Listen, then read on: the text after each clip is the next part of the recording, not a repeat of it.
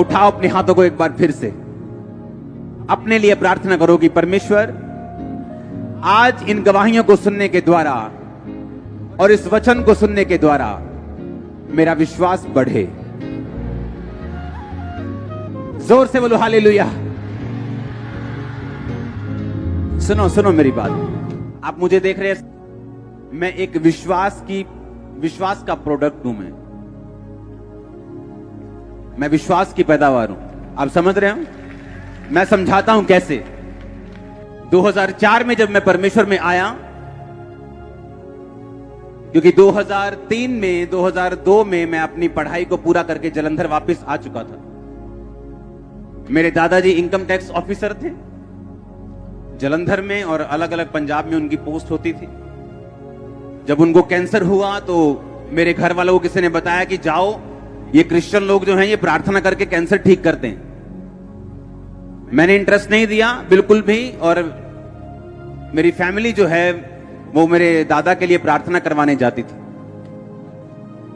मेरे दादाजी की फैमिली ने फेथ नहीं किया परमेश्वर के ऊपर, और उसके बाद थोड़े समय के बाद जब मेरी अपनी फैमिली, मेरे फादर और मदर चर्च जाने लगे, किसी एक छोटा सा ग्रुप होता था, तो मैं गुस्सा करने लगा, ये बोलने लगा कि आप लोग क्रिश्चियन मत बनो, क्रिश्चियन जो है कुछ नहीं है। देखो 24 घंटे मेरे मंदिर में चीजें चलती थी, और मैं बोलता था कि नहीं, क्रिश्चियन नहीं बनना, ये धर्म बदलते हैं लोग, ये ना जानते हुए कि प्रभु यीशु मसीह जो है वो धर्म नहीं, वो जीवन बदलते हैं। आमीन।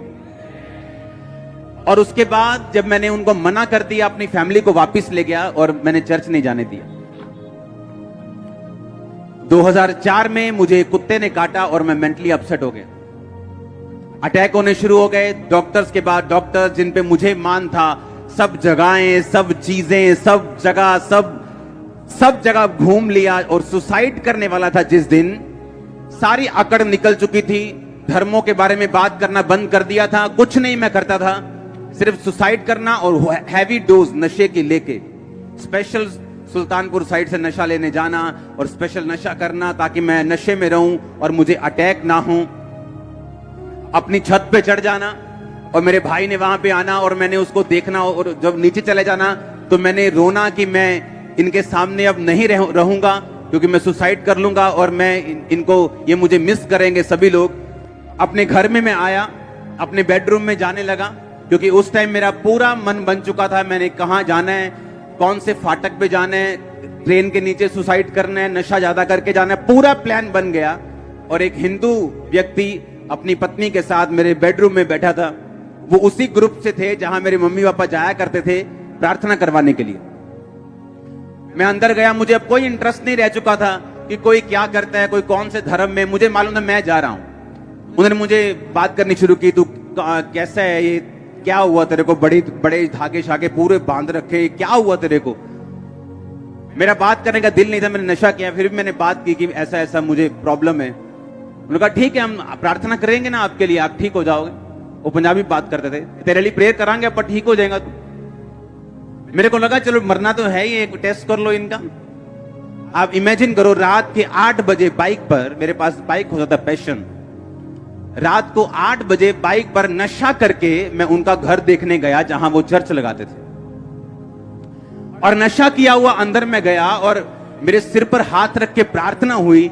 और पहली प्रार्थना में जो मुझे करंट लगा, मुझे मालूम था कि कुछ तो है।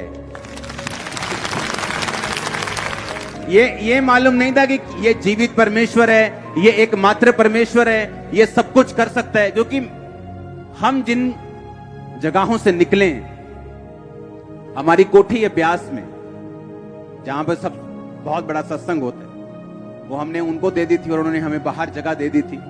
हम वहां के परमानेंट मेंबर्स थे, हर जगह हमारा रोल था। एक्टिव रिलीजियस खानदान से हूं मैं, एक्टिव।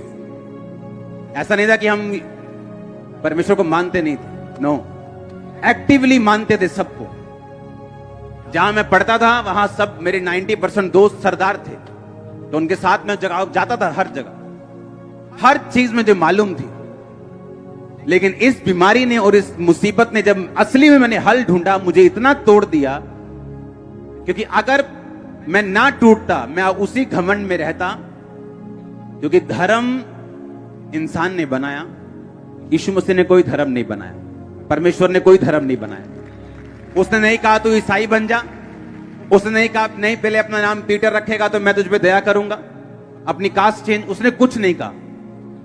और जब मैंने बाइबल पढ़ी तो उन्होंने कहा कि पूरी बाइबल में ईसाई धर्म नाम का शब्द तक नहीं। अगर तू बाइबल पढ़ेगा तो तू होगा और परमेश्वर होगा, तेरे गुनाह होंगे, पाप होंगे, जिसकी वजह से तू मुसीबत में है। तूने विरोध किया परमेश्वर का, तूने गालियां दी परमेश्वर को, और तूने कहा कि मेरे घर में ये क्रिश्चियन लोग एंटर नहीं करने चाहिए, मुझे बुरे लगते हैं लोग। और परमेश्वर तुझको ढूंढ रहा है और तुझको वो पुकार रहा है, तुझ पे दया कर रहा है। और पहले दिन की प्रार्थना के बाद मुझे समझ आ गई थी कि परमेश्वर है। मैं आपको पता क्यों कह रहा हूं? क्योंकि जब लोग मुझे देखते हैं उन्हें लगता है कि मैं आसमान से स्वर्गदूत उतरा हूं। उन्हें यह नहीं मालूम मेरी हिस्ट्री क्या है, मेरा बैकग्राउंड क्या है। मैं आपसे 10 गुना ज्यादा पापी था जब मैं परमेश्वर में आया हूं।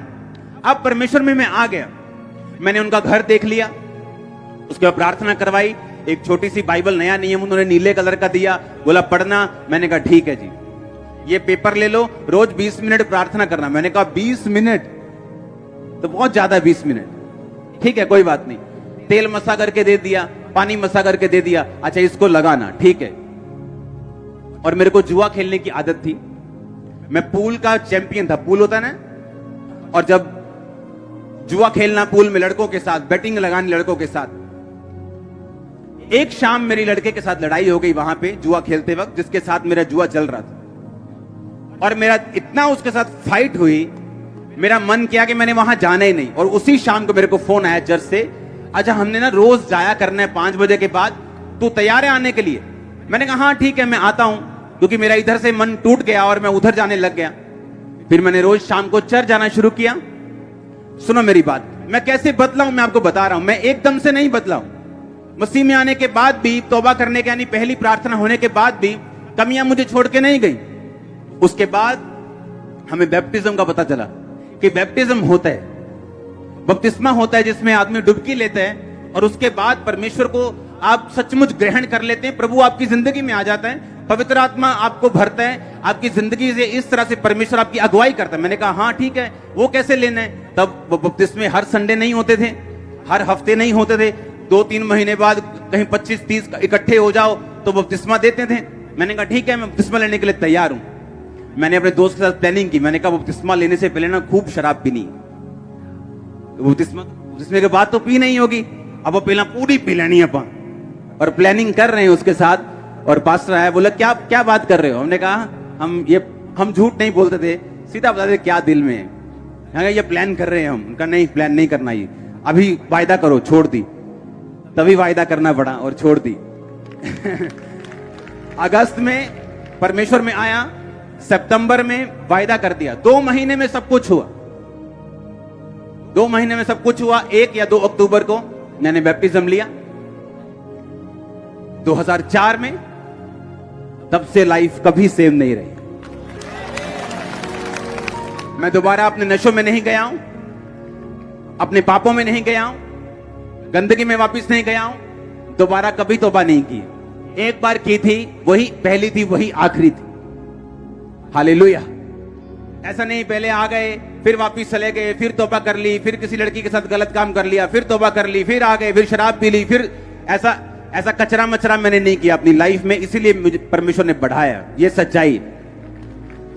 अब हुआ क्या, 2004 में परमेश्वर में आया अपनी मेंटली बीमारियों के कारण, अपनी फिजिकल बीमारियों के कारण, लेकिन मेरी लाइफ की प्रॉब्लम्स वही नहीं थी। वो तो सिर्फ परमेश्वर की एक शुरुआत थी मेरी लाइफ में, मुझको अपने में लेके आने के लिए। और जब मेरी वो प्रॉब्लम्स, मेरे मेंटली डिप्रेशन परमेश्वर में आने से और बढ़ गया और मैं आधा पागल हो चुका था। प्रभु में आने के बाद भी दुष्ट आत्मा का अटैक बढ़ गया मेरे ऊपर, और मैं परमेश्वर से प्रार्थना, मैं परमेश्वर को जान चुका था, क्योंकि रोज संगति, शाम को 5 बजे के काम अपने बिजनेस के बाद रोज संगति करता था, रोज एवरी डे। मेरे घर वाले मेरे खिलाफ होना शुरू हो गए, तू नशे कर ले दोबारा। वही घर वाले जिन्होंने मुझे भेजा चर्च में, वही बोलते थे नशे कर लो दोबारा, जो मर्जी करो, चर्च में नहीं जाने, चर्च नहीं जाना, रोज शाम को नहीं जाना, बिजनेस करो, ये करो, बहुत बड़ा बिजनेस है, ये हो जाएगा, वो हो जाएगा, नहीं तुमको ऐसा नहीं करने। रिश्तेदार, ओए तो वापिस आएगा अपने धर्म में, तुझे को पछताना पड़ेगा, तेरे पास्टर को मारेंगे, थप्पड़ मारेंगे, पीटेंगे, उसे रास्ते में पकड़ लेंगे। आप नहीं जानते, रोज रोज घर में कलेश इतना होता था, आप इमेजिन भी नहीं। अगर आप कई लोग ऐसे होते, वापिस चले जाते। लेकिन शुरू से मैं अपनी फैमिली से हल्का सा अलग रहा था। मुझे इसका रीजन मालूम नहीं था क्यों ऐसा है। मेरे ब्रदर की ज्यादा अटैचमेंट थी, लेकिन मेरी थोड़ी कम थी, मालूम नहीं क्यों। वो बाद में पता हुआ कि क्यों, ताकि जब परमेश्वर मुझे बुलाए अपने में और मेरा घर वाले मेरा विरोध करे, मैं उनके प्रेम में वापस ना चला जाऊं, ताकि मैं परमेश्वर में खड़ा रहूं। आप जानते हैं, आपकी लाइफ में कुछ भी हो, कई बार आप एक्सपेक्ट करते हो आपकी बहन आपसे प्यार करे, आप एक्सपेक्ट करते हो आपकी मां आपसे ज्यादा प्यार करे, आपका बाप आपसे ऐसे करे, लेकिन आप नहीं जानते कि वो चीजें कई बार परमेश्वर ने ठहराई होती हैं ऐसा होने के लिए। अगर ऐसा ना होता, अगर मेरी लाइफ में मेरी फैमिली से मैं बहुत ज्यादा अटैच्ड होता, तो इतना कलेश जब घर में रोज हो रहा था, शायद मैं वापस चला जाता। पर उस कलेश में वापस नहीं गया, रोज चर्च जाता रहा, रोज अपनी कमियां ढूंढता रहा। अच्छा ये कमी है, अच्छा ठीक है, फिल्मी गाने नहीं सुनने, अच्छा ठीक है, ये नहीं करना, ठीक है, वो नहीं करना, ठीक है, ये नहीं करना, ठीक है, इसमें बॉयफ्रेंड नहीं गर्लफ्रेंड नहीं होनी चाहिए, अच्छा ठीक है, इसमें गलत काम नहीं करना, ब्लू फिल्म नहीं देखनी, ये नहीं करना, वो नहीं करना, चोरी नहीं करना, ठीक है, सारा कुछ ठीक है। अच्छा जैसे जैसे मालूम होता गया, वैसे वैसे मानता गया। बैप्टिज्म लिया, आई थिंक 3 महीने बाद ही बैप्टिज्म लेने के ले हैंड मैंने शुरू कर दिया था लोगों के ऊपर, लोगों में प्रार्थना करनी मैंने शुरू कर दी थी। एक दिन एक अधरंगी आता है, वो बिल्कुल उसे उठा के लेके आए, और मैं भी बिल्कुल नया था, 3 महीने विश्वासी, उनको लेके आए मेरे सामने। छोटा सा चर्च था, उस पर प्रेयर हुई, मैंने देखा प्रेयर होते हुए अपनी आंखों के सामने। अगले दिन वो वापस आया, बोल रहा था, चल रहा था, कंप्लीट पूरा नहीं लेकिन चल रहा था। कल से जमीन आसमान का फर्क था एक दिन में। मेरे होश उड़ के, मैंने पहली बार मिरेकल देखा अपनी लाइफ में लाइव। पहले तो मैं सिर्फ बातें सुन रहा था, मसीह बाइबल की बातें सुन रहा था, या उनकी गवाही उनके मुंह से सुन रहा था, लेकिन ऐसा कुछ देखा नहीं था कि जो मुझे हिलाए, क्योंकि उस समय इतना इंटरनेट नहीं होता था, सिर्फ ब्रॉडबैंड होते थे BSNL के जो चलते थे।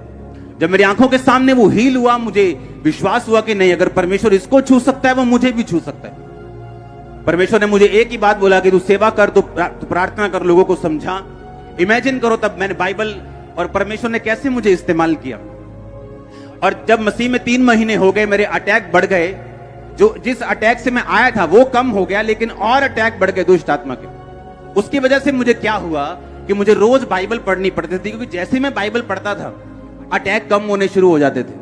तो मैंने क्या करता था कि घर में जब मैं गया 10 बजे 5 बजे चर्च से आया, 10 बजे 11 बजे 12 बजे, घर आते ही बाइबल पकड़ी अपनी छत पे, मॉडल टाउन हमारी कोठी थी, मॉडल टाउन के बीच में, अपनी छत पे गए, बाइबल पढ़ी 1 घंटा 2 घंटे 3 घंटे 4-5 घंटे जब बाइबल पढ़ ली, मेरा अटैक खत्म होता था और मैं सोने वर्गा हो जाता कि हाँ अब सो सकते हैं, अटैक कम हो गया। एवरी डे बाइबल मेरी एक दवाई थी, क्योंकि मैं दवाइयां खा चुका था, जलंधर के सारे बड़े डॉक्टर से दवाइयां खा चुका था, कोई असर नहीं, 1% भी नहीं। अब जब मैं बाइबल पढ़ता था, मेरे अटैक दुष्ट आत्मा के कम होते थे। तो मुझे प्रैक्टिकली मालूम था कि वचन मेरे अटैक कम करता है। तो रोज इसी चक्कर में कि मेरे अटैक कम हो जाएं, बाइबल पढ़नी शुरू कर दी, रोज 6 घंटे 8 घंटे। हुआ क्या, 1 साल बाद, जब 1 साल मैंने बाइबल रोज 8-8 घंटे पढ़ ली, तब जब भी कोई बंदा चर्च में शाम को 5 बजे में जाता था, जब भी कोई बंदा अपनी मुसीबत लेकर आता था, भाई साहब मुझे ये प्रॉब्लम है, अपने पास्टर को बोलना, पास्टर जी हमें ये प्रॉब्लम है। जैसे ही उसने प्रॉब्लम बोलनी, मैंने बाइबल से वचन निकाल लेना, क्योंकि बाइबल मुझे याद हो गई थी कौन सा वचन कहां लिखा है। जैसे ही उसने कहा मेरे ये दिक्कत है, मैं बाइबल उठा के बोलना कि देख वचन क्या कहता है, वचन ये कहता है, वचन ये कहता है। वचन में मैं मजबूत हुआ, क्योंकि परमेश्वर ने मेरे पीछे एक दुष्ट आत्मा को लगाया, ताकि मैं लगातार वचन पढ़ता रहूं। इसलिए नहीं कि मुझे प्रभु से प्यार है, पहले प्यार व्यार कम था, लेकिन दुष्ट आत्मा से मुझे आजादी मिल जाए, ये चीज मेरे दिमाग में ज्यादा थी। वचन पढ़ना शुरू कर दिया। जब लगातार वचन पढ़ने की आदत पड़ गई, तब आदत पड़ गई, दुष्ट आत्मा तो चला गया। 2005 में मैंने आपको बताया था 40 रोजे मैंने 5-6 बार रखे, और उन रोजों में परमेश्वर ने मुझसे बात की थी कि हियाव बांध दृढ़ रहे, मसीह में की गई मेहनत कभी व्यर्थ नहीं जाती। तो मैंने वो चीज देख के रोजे रखे। रोजों में मैंने आपको बताया कि परमेश्वर के एक दास के रूप में पवित्र आत्मा मेरे पास आया, और उसने कहा कि इस तरह से प्रार्थना करनी, और जो भी मुझे बताया मैंने किया, और उसके बाद मैं हील हुआ। 2005 के बाद वो अटैक कभी नहीं हुआ वापस, कभी नहीं। मैं बिल्कुल फ्री हूं, बिल्कुल आजाद हूं। लेकिन परमेश्वर ने यूज किससे किया? एक दुष्ट आत्मा को। अपने में मुझे लेके आने के लिए किसको यूज किया? एक बीमारी को। मुझे चर्च में भेजने के लिए किसको यूज किया? लड़ाई को। मेरी आदतों को, गंदी आदतों को खत्म करने के लिए किसे यूज किया? एक लड़ाई को। और साथ मसीह भाइयों के प्यार को, क्योंकि वो मुझे कॉल करते थे कि चलो आओ सेवा करते हैं, चलो आओ उधर चलते हैं, चलो आओ उधर चलते हैं। और इस तरह से धीरे धीरे धीरे मैं परमेश्वर की ओर खींचा चला गया। उसके बाद जब मैंने देखा लोगों पे ले हैंड होते, लोगों को हील होते, मैंने खुद ले हैंड करना शुरू किया और खुद लोगों को हील होते देखा अपनी आंखों के साथ।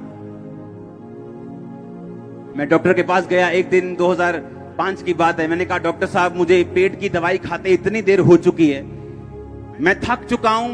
मैं अगर एक बाइट मैंने गलती से कुल्फी की ले ली ना, अगर एक बाइट ऐसे, एक बाइट, 8 घंटे वो कुल्फी यहां रहती थी मेरे गले में। 8 घंटे, 10 घंटे। अगर एक चम्मच मैंने दाल खा ली, अगर उसमें अगर हल्की सी मिर्ची है, तो वो एग्जैक्ट टेस्ट यहां गले में मेरे 8 घंटे, 10 घंटे रहता था। और मैं प्रभु से बोलता, प्रभु मार दे, इससे अच्छा ये है कुछ नहीं खा सकता, दाल बिना नमक, बिना मिर्ची। और मैं एक दिन फिर मैं डॉक्टर के पास गया। मैंने बोला, मैं कहा यार बहुत बुरा हाल है, कितनी देर का दवाई खानी पड़ेगी? उसने कहा मेरे पास पेशेंट्स आते हैं 12-12 साल से खा रहे हैं, तुम पूछ ही मत, बस खाई जा बस। और उन्हीं दिनों में एक बंदा रहता है यहां पे जलंधर में, बस्तियों की तरफ। वो मेरे पास आके बोलता है कि मेरे पेट में एक रोग है, मैं कुछ भी खा नहीं सकता, दवाइयों से हल नहीं होता, आप मेरे लिए प्रार्थना करो। उस पे प्रार्थना की, सेम डे हीलिंग। उसने जाके कहता मैंने मछली खाई, क्योंकि वो यूपी की साइड के है। सुना मेरी बात। और मैं प्रभु से कह रहा हूं, परमेश्वर ये सेम बीमारी मुझे और इसको नहीं पता, और मैं इस पे प्रार्थना कर रहा हूं, ये हील हो चुका और मैं ऐसे ही हूं। कुछ नहीं हुआ, ऐसे चलता रहा, डॉक्टर के पास जाता रहा। एक दिन जब मैं डॉक्टर के पास से वापिस आ रहा था, आप इमेजिन नहीं करोगे मेरी लाइफ कैसे थी। उसने कहा 12 साल से पेशेंट दवाई खा रहे हैं, तू ज्यादा मत सोचा कर। और मैं हैरान हो रहा हूं कि परमेश्वर मैं तेरी सेवा करता हूं, मैं लोगों पे ले हैंड करता हूं, लोग हील होते हैं और मैं बीमार हूं। जब वो डॉक्टर ने इतनी बात बोली कि 12 साल मैंने बाहर आया हॉस्पिटल से, मैंने गुस्से से दवाई फेंकी, मैंने कहा मैंने नहीं खानी, कुछ भी हो जाए। अब इमेजिन करो, मुझे नहीं मालूम था कि मेरी प्रार्थना सुनी जा रही। परमेश्वर का थैंक्स करता रहा। इंस्टेंट हीलिंग हुई मुझे, इंस्टेंट हीलिंग। और मैं हील हुआ, मेरा फेथ बढ़ा। मैंने कहा अब आया मजा, अब बताऊंगा मैं। सुनो, फिर लोगों, क्योंकि जैसे जैसे आप प्रभु में बढ़ते जाते हैं ना, आपका विश्वास बढ़ता जाता है, आपका फेथ बढ़ता जाता है। क्योंकि पहले तो प्रभु शेर मारेगा आपसे, फिर भालू मारेगा, फिर गोलियत मारेगा। आप समझ रहे मेरी बात के नहीं? वो शेर भालू का टाइम था, मेरा गोलियत का टाइम अभी नहीं आया था। वो शेर भालू मार रहा था प्रभु कि देख मैं तुझे कैसी बीमारी से निकाल रहा हूं। डॉक्टर जवाब दे चुके, देख मैं तेरे द्वारा हील भी कर रहा हूं और तुझे भी निकाल रहा हूं इन बीमारियों से। तब मेरा विश्वास बढ़ना शुरू हुआ सेवकाई के लिए। एज ए बिलीवर मेरा विश्वास इतना था कि मैं हील होऊं चाहे ना होऊं, मैं मरना जीना सब परमेश्वर में, ये पक्का था। लेकिन एज ए सेवकाई के लिए ये विश्वास पक्का नहीं था कि सेवा करने के लिए आपको दृढ़ विश्वास चाहिए होता है। लोगों ने टेस्टिमनी देनी शुरू की, गवाहियां आनी शुरू हुई, प्रोफेटिकली परमेश्वर ने मुझसे बात करनी शुरू की और परमेश्वर मुझे तैयार करता रहा। मुझे नहीं मालूम था मैंने खामरा में आना। आप जानते हैं, इसी खामरा में, इस मिनिस्ट्री से शुरू होने से कई साल पहले हमारा गोडाउन था यहां पे किराए पे पीछे, और हमें मालूम नहीं था कि मैं यहां पे आऊंगा। गोडाउन था सैनिटरी का, टाइल्स का। सुनो मेरी बात। और इसी खामरा में जब मैंने एंट्री की थी तो मैं नशे करता था, इसी सेम खामरा में, और मुझे मालूम नहीं था कि मैं इसी खामरा में आऊंगा एक दिन। तब मैं मसीह में भी नहीं था, इस खामरा में तब से हूं मैं। सब गोडाउन जब लिया खामरा में, मैं आपको क्यों बता रहा हूं, ताकि आपको मेरा स्ट्रगल भी मालूम हो। ओके, आज मेरे पास कितना कुछ है, इससे आपका विश्वास बढ़ सकता है। लेकिन मैं जिन चीजों से निकला हूं, अगर मैंने आपको वो बताई, आप कभी सेम नहीं रहे। आप इमेजिन करो, खामरा में जहां पे हमारा गोडाउन था, वहां एक सरदार जी थे। वो रोज शाम को जो आम लोगों के घरों में होता है, थोड़ा पैग लेना, ये लेना, वो लेना। एक दिन मुझे मालूम हुआ कि ये उन्हीं दिनों की बात है जब मुझ पे दुष्ट आत्मा के अटैक होते थे और मैं मसीह में नहीं था। मुझे मालूम हुआ कि उनको हार्ट अटैक हुआ है। अब इमेजिन करना, मुझे उसी टाइम अटैक हुआ जैसे मैंने वो बात को सुना। मेरा एक दोस्त था अटारी बाजार में, वो उसकी डेथ हो गई, उसको ब्रेन अटैक हुआ। आप इमेजिन करो, सेम टाइम मुझे अटैक हुआ। मुझे ऐसा लगता था कि मैं किसी भी दिन मर सकता हूं, किसी भी सेकंड मेरी नाड़ियां फट सकती, कुछ भी हो सकता। ऐसे मैंने सहा है। और ये सारा टॉर्चर परमेश्वर कर रहा था और मुझे मालूम नहीं था कि मैंने कौन सी मुंह से बात निकाली है और यीशु मसीह को पसंद नहीं आई और वो अपनी महिमा के लिए अब मुझे खींच रहा है। मुझे मालूम नहीं था। हालेलुया। आप इमेजिन करो उन दिनों में जब मैं परमेश्वर में आ गया, फिर मैंने बीमारियों से शिफा ले ली, कुछ बीमारियों से आजादी मिल गई, नशों से आजादी मिल गई, रोगों से आजादी मिल गई, बिजनेस बढ़ने लग गया, क्योंकि उस समय अपने बिजनेस से मैं परमेश्वर के काम करता था, कोई ऑफरिंग नहीं, कोई कुछ नहीं। उसके बाद जब 2007 में ये गोडाउन चला गया, हम कहीं और थे, उसके बाद हम खामरा में ऐसे ही मेरे मम्मी पापा घूम रहे हैं और वहां एक बोर्ड लगा था कि गोडाउन किराए के लिए खाली है। मेरे मम्मा पापा ने बात की कि हमें, हमारा बिजनेस बहुत बढ़ चुका है तो हमें गोडाउन चाहिए बड़े बड़े। उन्होंने कहा ठीक है आप हमारा गोडाउन ले लो। तब हम खामरा में आए 2007 में। 2007 में मैं यहां पे आया। जब हमारा यहां पे गोडाउन होता था खामरा में, तब हम मॉडल टाउन शायद रहते थे। सिर्फ गोडाउन यहां पे था क्योंकि हमारा बिजनेस बहुत बढ़ चुका था। अब 2007 में जब मैं यहां पे आया, अब इमेजिन करो, अभी भी मेरी लाइफ की मेजर प्रॉब्लम्स हल नहीं हुई थी, अभी वैसी ही थी। जो प्रॉब्लम तो परमेश्वर ने डाली थी अभी वही हल हुई थी। लेकिन मुझे ऐसा लगता था कि मेरी लाइफ में जो इतनी बड़ी प्रॉब्लम्स हैं, मेरी लाइफ में जो और बीमारियां हैं, ये खत्म नहीं हो सकती, इनका कोई इलाज नहीं है, इनकी कोई दवाई नहीं। 2007 में मैं यहां पे आया, लोग, परमेश्वर ने मुझे बताया कि अब निकल यहां से जा। बाइक पे परमेश्वर ने रास्ता बताया, 2 फैमिलियों के परमेश्वर घर लेके गया, बिना किसी एड्रेस के, बिना किसी चीज के। और जिस गली के बाहर मुझे स्वर्गदूत ने रुकने के लिए बोला कि यहां पूछ क्रिश्चियन घर कौन सा है, उसी गली के बाहर, उसी गली में वो क्रिश्चियन घर होता था और पूरे मोहल्ले में एक ही क्रिश्चियन घर होता था। हालेलुया। और वो दोनों घर अभी भी इस चर्च के मेंबर हैं। और इस तरह से सेवकाई शुरू हुई, सेवा शुरू की बाय फेथ, लेकिन अभी भी लाइफ की स्ट्रगल्स खत्म नहीं हुई। आज जब हम इस रिजल्ट को देखते हैं, हाँ, इन रिजल्ट्स को देखते हैं, किसी को मालूम नहीं मैं किन चीजों से निकला हूं, कैसे अविश्वास से गुजरा हूं, कैसी फाइट से गुजरा हूं, कैसे कलेशों से निकला हूं, कैसी बीमारियों से निकला हूं। हर तरह का डॉक्टर मैंने देख लिया। 2004, 5, 6।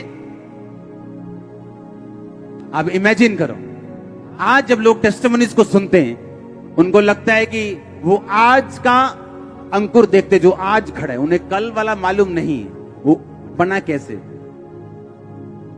वो ऐसी फाइट थी कि मैं प्रभु को बोलूंगा कि दोबारा कर सकता है, मैं बोलूंगा नहीं, मैं दोबारा नहीं कर सकता। वो फाइट ऐसी थी। लेकिन बाइबल कहती, तूने जो मुझसे प्यार किया मैं तुझे छुड़ाऊंगा। सालों साल मैं गया हूं हुजूरी में, सालों साल प्रार्थना की, तब भी कहीं उत्तर नहीं मिले। तो क्या किया? कुछ नहीं किया, सेवा बढ़ाई, काम बढ़ाया और प्रभु ने उत्तर दिए। आज मेरी लाइफ में एक भी मसला नहीं है ऐसा जो अड़ा हो। आज सारे मसले हल है और इसीलिए मैं आपके हल कर पाता हूं। मैंने देखा आपके इस लाइफ में, इस जर्नी में, कि परमेश्वर से प्यार करना बहुत इंपॉर्टेंट है। अविश्वास में भी खड़े रहना बहुत इंपॉर्टेंट है। और जो लोग जल्दी में होते हैं, जल्दी, साल हो गया, 1.5 हो गया, 2 हो गया, मैंने देखा वो शैतान उनसे बहुत फाइट करता है। जब शैतान ये देख लेता है कि आपकी ये आशीष अगर लेट हो जाए, वो आपके विश्वास को हिला सकता है, तो वो परमेश्वर से आज्ञा मांग लेता है कि क्या मैं इसकी ये बरकत रोक लूं, क्योंकि अगर ये बरकत इसकी मैंने रोक ली तो तुझे मानेगा नहीं। पहले ऐसा लगता था कि मैं इंच करके बढ़ रहा हूं, ऐसे रेंग के ऐसा लगता है पीछे किसी ने बड़ा सा लोहे का कोई लटका दिया और मैं एक एक इंच के लिए मुझे ऐसा तो जोर लगाना पड़ रहा है अपनी लाइफ के लिए। पर याद रखो, परमेश्वर में की गई मेहनत कभी व्यर्थ नहीं जाती। अगर वो पहले आपको संघर्ष ज्यादा दे रहा है, बाद में रिजल्ट भी आपका ज्यादा होगा। आप पहले प्रार्थना और उपवास में ज्यादा हैं, बाद में रिजल्ट भी ज्यादा होगा। आपने ज्यादा दुखों को सहा है, ज्यादा सुख भी आपके पास होंगे। ज्यादा सताव आपने सहा है, आपकी टेस्टिमनी बड़ी होगी। जो कुछ भी आप परमेश्वर को दे देंगे वो कभी व्यर्थ नहीं होगा। वो मेहनत चाहे बोने में हो, प्रार्थना में हो, फास्टिंग में हो, विश्वास में हो, वो व्यर्थ नहीं जाएगी। हालेलुया।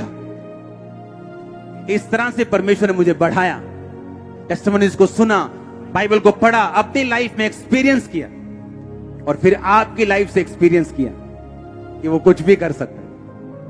आमीन। उसके लिए कुछ भी पॉसिबल है।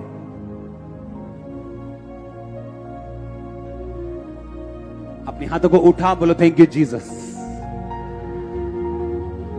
फिर से बोलो ऊंची आवाज में,